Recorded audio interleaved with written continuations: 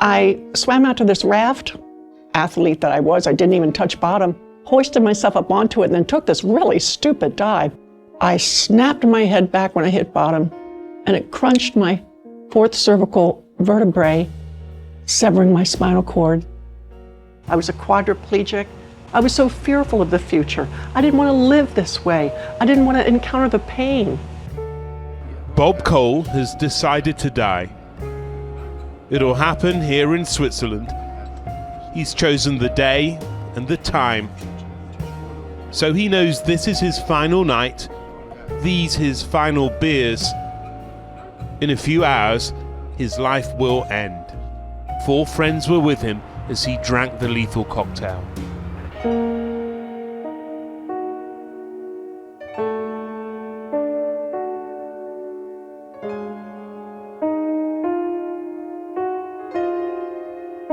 Dit is so dat mense 'n punt kan bereik dat jy regtig maar voel dit sal beter wees om hierdie persoon uit hierdie lewe uit te help. Maar dit is nie die wil van die Here nie. En ons moet dit vir mekaar sê, ons moet dit vir mekaar sê as gelowiges. And whether it's right or wrong, I don't want other people making that decision for me. I want to be in charge of my own decision making. I don't think anyone has the right to tell me what I can or can't do. What comes after death, do you think? Nothing. I think it's just over. It's simply over. You've lived your life and it's over. Ons praat nie nou saam met die wêreld, die humaniste, die mense by wie daar aandrang is, dat hierdie keuse ook aan die individu oorgelaat moet word, en dat hierdie keuse moet oorgelaat word aan elkeen wat voel dat hulle nie meer 'n waardige bestaan voer nie, dat hulle geen vooruitsig het nie en dat hulle in uiterste pyn en ellende verkeer. En nou het dit al baie ver gegaan in sommige lande en ons moet ook opmerk dat hierdie ding dikwels nie net stop by mediese toestande nie, maar ook sielkundige toestande. Ook toestande waar mense erge geestelike versteurings het, waar hulle erge probleme ervaar, waar hulle so depressief is dat hulle nie wil lewe nie. In daardie geval kan mense ook dan vrywilliglik kies om na 'n bestemming te gaan, om daar selfmoord te pleeg met die hulp van medici.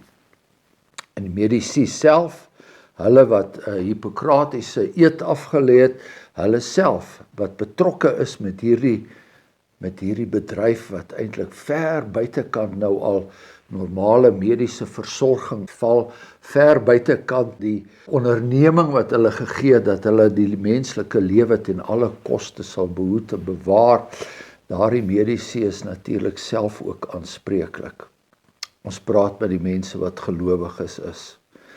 En as jy 'n gelowige is, dan glo jy dat jy as mens in die beeld van God geskape is en dat dit nie vir jou as mens beskore is om oor lewe en dood op daardie manier te besluit nie. Dit is aan die een kant van die saak en aan die ander kant van die saak daar waar ons in die Bybel lees waar daar wel so 'n situasie was van geassisteerde selfmoord, as ek dit so mag uitdruk, dan lees ons daarvan in die 2de Samuel boek, wat in die Ou Testament opgeteken het, hoe koning Saul, nadat hy in 'n geveg met die Filistyne dodelik gewond is, hoe 'n Amalekiet toe aan Dawid vertel het, hoe koning Saul hom gesmeek het, dat hy hom maar tog om die lewe sal bring, want hy is verkeer in baie pyn en hy kry baie swaar en hy wil nie graag lewend in die hande van sy vyande val nie. Die Amalekiet het hom toe gehelp en Dawid, toe hy dit hoor het toe besluit dat hierdie man moet self ook sterf, omdat hy sy hand op die koning gelê het. So die Amalekiet is doodgemaak, omdat hy die koning gehelp het om selfmoord te pleeg.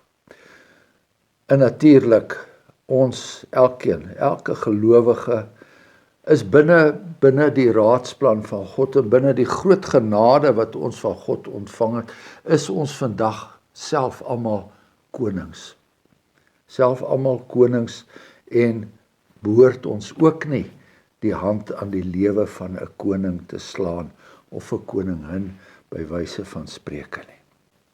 So, ek dink nie daar is veel van 'n debat hieroor nie. As jy 'n gelowige is daar nie 'n debat daaroor nie. Hoe moeilik die omstandighede ook al is. En moet ons ook by sê, dit is wanneer dit so deur die Here se wil beskik word, dat daar lyding is, lyding van die individu, maar lyding ook van die mense wat hom versorg, dan glo ons dat ons nog steeds 'n God dien, 'n Vader dien wat sy kinders net die beste sal beskik. Every morning I wake up saying, Jesus, I can't do this thing called life. Please help me.